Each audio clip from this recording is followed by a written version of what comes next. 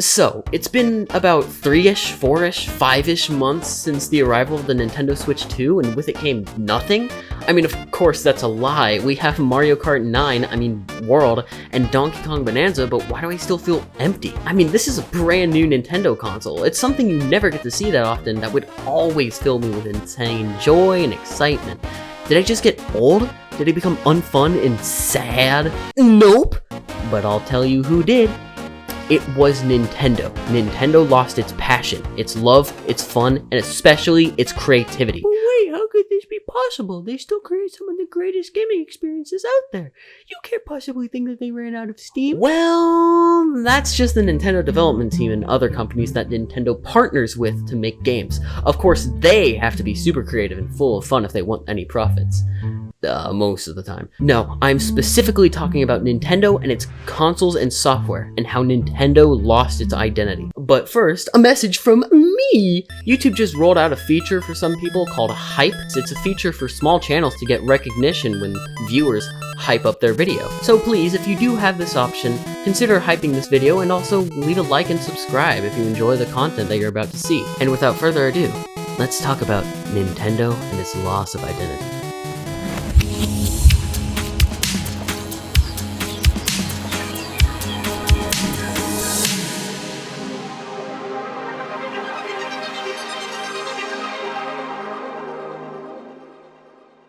First, we gotta talk about what really helped Nintendo stand out from the rest of its competitors this entire time, beyond just their video games. Even though that's the main part of it, so this section will be pretty short. But anyway, when Nintendo made their first game console, the NES, it was specifically made in mind to look more like a VCR of the time rather than some toy in order for it to look more appealing to a general audience. At least in America, it still looked like a toy in Japan. Since the very beginning, Nintendo established itself as different from the rest of the crowd, and they continued to be, especially under the guidance of Satoru Iwata, who became the president of Nintendo in 2002, but had been working closely with Nintendo for years. Sadly, he died in 2015, but during the years of 2002 to 2015, he got to work on the Wii, DS, DSi, 3DS, Wii U. We don't talk about the Wii U. Actually, we will. It was pretty great, to be honest. And these systems all have one thing in common: insane amounts of soul. No other consoles or even devices could match the vibes and feelings that these consoles had, and it makes sense. Iwata wasn't just a business guy. He was a true gamer at heart. After all, he had worked on games before being the president, like Earthbound, my favorite video game of all time. And it shows. Him and Reggie had helped create such wonderful experiences just by using the consoles, not even playing the games. All of this brings us to today, since we will talk more in detail about those systems later. After 2015 and Iwata's death, honestly, the soul of Nintendo had left the company, because you can really see it in the Nintendo Switch. Now, I love the Nintendo Switch. It's probably one of my favorite game consoles ever, but not because of the system itself, mainly the games and the mere idea that I could take the console experiences on the go. Booting up the system, you just get met with nothing. I mean, there's buttons and icons, and yeah, this is just sad. Especially if you had gotten the thing at launch, like, there was nothing to do. You didn't even have an internet browser. Well, at least we could still look at the eShop. Oh yeah, we will talk about you later. Thank God we had themes still at launch. It was just basic black and basic white, but what do you mean these are the only themes? Every single window or menu or thing looks like this. Even the Mii's are tucked away in the settings, and the UI still looks the same? There's not any music. This isn't fun. What happened to the fun charm of gathering friends around the TV and making a Mii out of them? It was an experience for everyone, and now it's empty, and it feels almost awkward in ways. Oh yeah, you should pick that hairstyle. Oh yeah, you should totally pick that hairstyle. So now that we have an idea of what the Nintendo Switch feels like, let's talk about the Switch 2.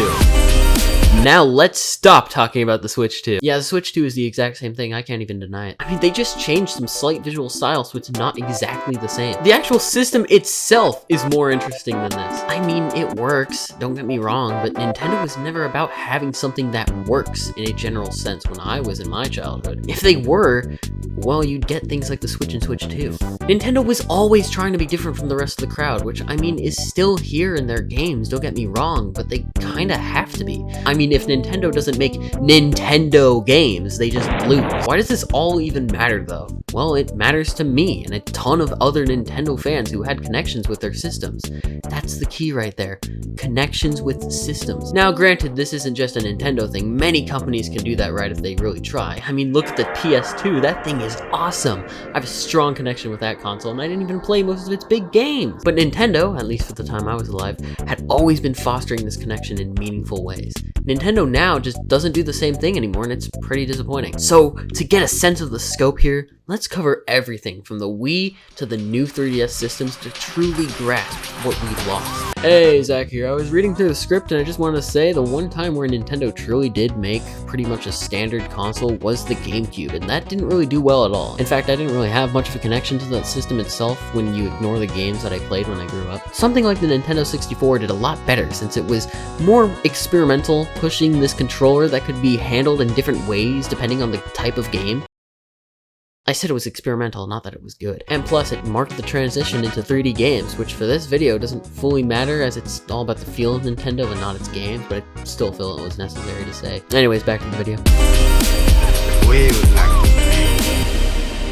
Now, the Wii and DS need no introduction. They were the Nintendo systems of the 2005 and 6 era. They're kinda also a major factor in why I love Frutiger Arrow. God, why couldn't the real world be like this? Why? Well, it's all due to its gosh darn style. Mainly the Wii, since the DS at the time was this absolute mess. And oh wait, never mind. But both of these consoles had a level of soul to them that modern Nintendo doesn't even try anymore. You can hear it in the DS with its sounds and its looks on the main menu, despite the fact that you can't do anything on the device without it shutting off for no reason. Even if that's limited, you can always notice it in the Wii. I mean, the menu song, the channels, and the disc things that show up when you put a disc in, as well as my favorite channel. I probably don't even need to mention the shop either. You totally already know this theme. It was able to take what was or what would have been a boring shop with no extra gimmicks to a sleek and fun shopping experience. I mean, look at this cute little animation for downloading a game. That's my Nintendo. Then later on in 2009, the DS's older and better brother came in and absolutely fixed everything wrong, in quotations, with the DS and DS Lite. I say wrong in quotations because technically the DS didn't even need any of these additions. Nintendo just decided to be nice at the time, which to be honest is quite unheard of now. They removed the Game Boy Advance slot from the bottom, which yes, is in fact kind of meh, I guess. I mean, GBA was on a decline at that point, so I guess it makes sense. Still, with that removed, you got a full-on menu with custom software that didn't shut itself off every time you tried to do something. Oh my god! Added right onto your device from Nintendo for you to play with right out of the box. A camera? And oh my gosh, a store? A store on a portable console? This is one of the first times that a portable would actually use Wi-Fi in a way that's pretty common now. And of course, you know that store was just oozing with futuristic and comforting vibes. Oh, just listen to that music. Definitely the little brother to the Wii song, but it's just as iconic. DSiWare was super cool and innovative for a portable of the time. It only made it more fun to bring the device with you on the go. It was like all a child could ask for. And don't worry, if you were older, you had the XL version too. This thing is sleek. You could say that the world was in pure bliss during this time, and I would believe you with how much love you could feel coming from these consoles. Oh man. Hey, I wonder what happened a year prior. A financial crisis. Oh, okay. Then this brings... And you were born! I was responsible for the financial crisis of 2008! Then this brings us to 2011, where Nintendo would release their best, in my opinion, handheld of all time. Reggie comes on the stage and reveals a DS? Not just any DS though. This is the 3DS, named after the glasses-free 3D that the system wanted to try. I mean, they tried it before, but shh. And succeeded in doing. There's a really good video from Beta64 that I will link in the description about the development of the 3DS if you want to know more, since I think it's a really interesting time, and I'm not covering that in my video myself anyways, so go watch it. But watch this video first. So then the 3DS comes out and it's doing great. What do you mean this is too much to pay for a device that I can wrap around my own hand? Okay, fine. There. Happy. That one decision allowed the 3DS to save itself, but oh my god, could you imagine Nintendo doing that today? They raised the price of the original Switch! In my opinion, the 3DS is the Nintendo system with the most personality attached to it, with the Wii or Wii U in second. It's actually kind of hard to know which one I like more, but I guess we'll get to that when we get to it. The 3DS really tried its hardest to feel like it was from the future with its design, since this was literally the most experimental handheld that they'd ever created at that point, and everything just pops out at you. Literally. Everything was designed to be viewed with the 3D on, and when it does, oh man, does it look cool. Oh, you can't see a difference? Alright, of course. This is just the start, because even this system has the same built-in app experience as the DSi, and even comes with 3 games for free! 2 making use of AR in different ways, and 1 using Street Pass. Street Pass was this mechanic that allowed 3DS systems to connect with each other while they were closed, as you just passed by them. This was an amazing feature to have on a handheld you could literally take anywhere, and it made people bring it with them all the time. You could take a walk around your own town and get the personal Miis of the people with a 3DS in your own plaza. And other games had support for it too in their own unique ways. But let's be honest, you probably only use it for Street Pass Plaza. There was also Spot Pass and Miiverse, but I have something to admit here. I never used either in my childhood, so it wouldn't really be proper for me to comment on them. If you want to learn more about them, then there's definitely someone else who's made a better video on those 2 things. Probably. But like Street Pass, I am sure they were awesome and gave the system so much life. Later on, you could even buy official themes for the 3DS that could fully customize the experience for you, with new styles, background music, and even sounds. The Switch and Switch 2 still only have basic black and basic white. It's been 7 years. And of course, each game and app has its own special little thing that shows up when you put it in or hover over it. I don't know what to call these, but look at them! They are so much more fun than just a simple icon. It's just like the Wii channels. Every single menu and app had its own specific music to it as well. I used to open up system settings and just vibe to its music back in the day. I wasn't even doing anything, I just wanted to hear it. And of course, the star of the show here, the Nintendo 3DS eShop. This place is such a different vibe from the past shops where those would use its futuristic vibes to its advantage. The 3DS itself had enough future to it already, so the eShop took a different route. It felt more like a real shop that was all super cozy, and not only that, but fun to browse. I could just spend like an hour looking for stuff on there knowing I couldn't even buy anything just because it was fun. Not to mention how every couple months or years or whatever, the eShop would have brand new music to listen to, and all the music, it was so good. It's all just oozing with life. It's one of the first times where when I heard something was shutting down, it made me feel genuinely sad because now I can't go on this shop anymore whatsoever. I mean, you technically still can, but it's just not the same. Not to mention, there's also these little characters and mascots that the 3DS had that were just in specific software baked into the system. System settings can be a bit of a challenge to understand, so having this little guy there to help explain things is a very nice addition. Then, of course, in 2012, the release of the Wii U happened. Now, of course, we all know that the Wii U was an absolutely massive failure, which really honestly sucks because just like the 3DS, this thing is packed with personality. Of course, it did not have nearly the same things as the 3DS when it came to pre-installed software, but it didn't have to. It's a home console after all, and that's always used in a much different way. Though it also had Miiverse. The style of this console was so great, it really felt like a future version of the Wii, even though they did get rid of a lot of the personalized things from the Wii, like the channels and their animations. It feels a lot more like a 3DS to be honest, and the parallels are pretty constant. I mean, you even make a folder in the same way. Beyond this, the only really unique thing to the Wii U is its style, which, don't get me wrong, is amazing. I really enjoy the future vibes and music, and it does something similar to the 3DS where each menu has its own theming and music, so since I already talked about the 3DS and said my opinions on its menus and things, you could just apply the same thing there. The Wii U is just a bit less in scale than what the 3DS had for personality, but it worked so insanely well for what it had to do, so I'd say it's probably just below the 3DS. Now, if you have a keen eye, you might have noticed one thing I've missed. One thing that I've chosen to ignore all this time. The staple of Nintendo during the 2010s. That's right! Amiibo! Oh wait, hold on. Mii's! Starting on the Wii, hence the Mii name, Mii's were a way to create unrealistic depictions of your close friends and family or characters from TV shows or food. They could be used in games for whatever way needed and added so much character to the Nintendo systems of this time. Ironically, despite originating from the Wii, I never got the chance to experience them from this time in the way others had. Arguably, the Wii and its games and the Wii software you could download that mainly used Miis had the most Mii support in all of Nintendo's history. Check Me Out channel and the Everybody Votes channel just being two examples of huge free Nintendo software to do with Miis. And of course, the Wii Sports games. You could use your own Mii to represent yourself while you completed sports or challenges, and many Miis from your own console would even be in the background participating with you. I've never played Wii Sports. You could even store Miis inside of your own Wii remotes to take them to someone else's house and give them copies of your Miis. Let me know if any of y'all actually did this. I'd love to hear about it in the comments because it seems like something no one would ever even try to do. Then, even with a new generation of consoles, the Mii still had such a strong impact on the systems.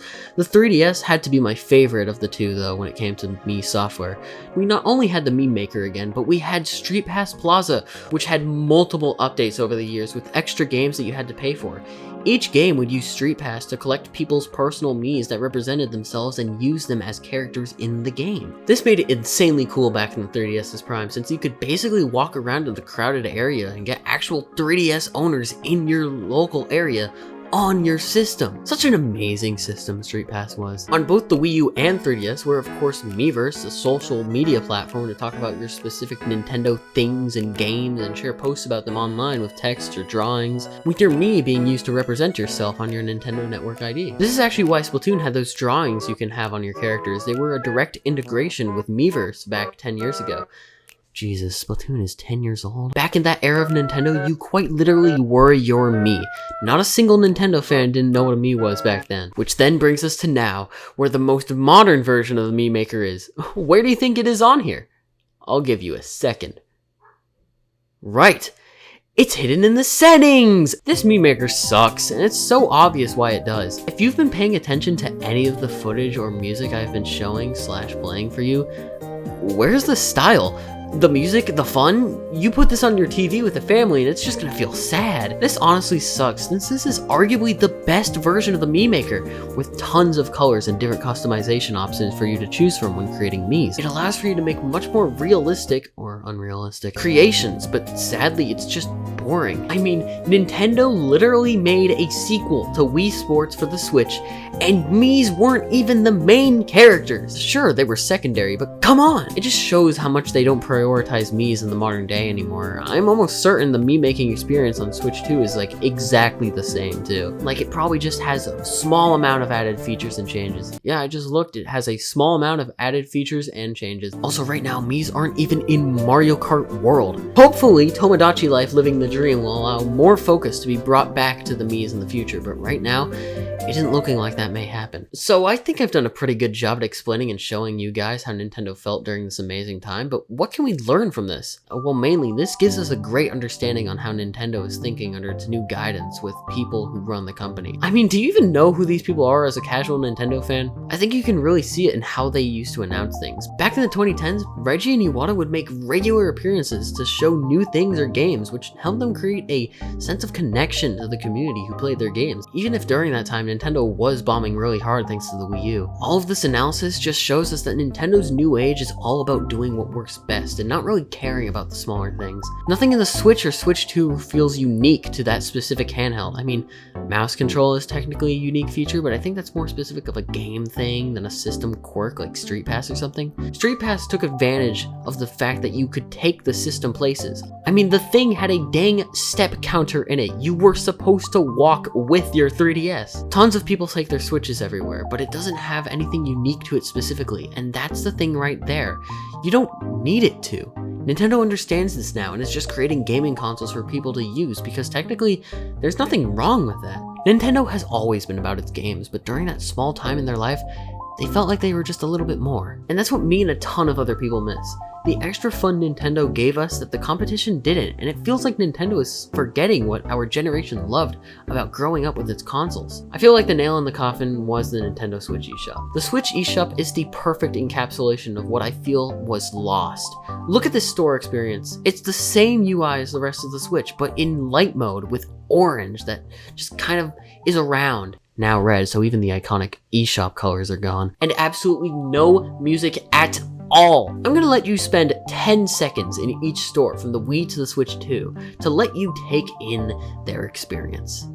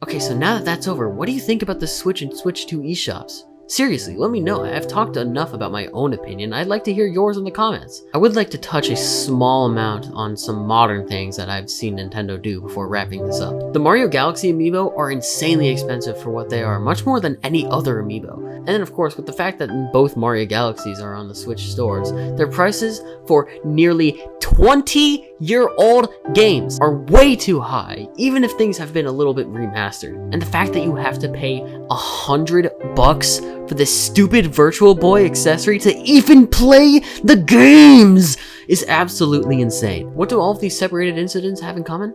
It's price. You can really see Nintendo is riding the wave of knowing what specifically their fans will buy due to the Switch 2 selling so fast. And now they feel like they can charge whatever price for these things, and it's sad. I understand they are a company and they don't really care about us and they just see us as wallets rather than people, but it still sucks knowing that current Nintendo's priorities have mainly focused on a lot more expensive endeavors for us consumers. More about price, less about play. So, in conclusion, Nintendo, they have lost their identity. The Nintendo I experienced when I grew up sadly seems like it's a unique experience that won't be repeated anytime soon. And with the way that the modern gaming landscape is going, I understand why everybody else is acting like this. I guess it just makes sense that Nintendo would follow in the lead of everyone else. And of course, Nintendo has always been doing shady, stupid stuff on the side. Like with their patent that they just did. That's horrible. I absolutely hate Nintendo for doing that. That's one of the worst things I've ever heard them do. And they've been doing stuff like this even in the 2010s. So it's not like this is something new. It's just a disappointment. It is just a sad, sad disappointment at the fact that Nintendo has changed, and I just have to accept that. This video is not going to change anything. It's just a rant, a vent piece. What is good is that not all hope is lost. If you're still a Nintendo fan, that's great. They make amazing games, and I'm glad that you are a Nintendo fan. So beyond that, I have nothing more to say, and I hope that this experience resonated with a lot of you guys who are viewing this video right now. And if it did, send a thing in the comments. If you like this video, like and subscribe. I'm really trying to make more videos more often because have you seen my upload schedule? Oh my god. I really do want this channel to be a success, so if you want to help me in doing that, please subscribe. Please hype this video, and please like it. It would help me out a ton. It would also spread the message that Nintendo's fans are sick and tired of them not treating us like people, but treating us as wallets. Not treating us with specialized experiences, but treating us with Mario Kart World. But that's all I can really say. So have a good day, and I'll see you around.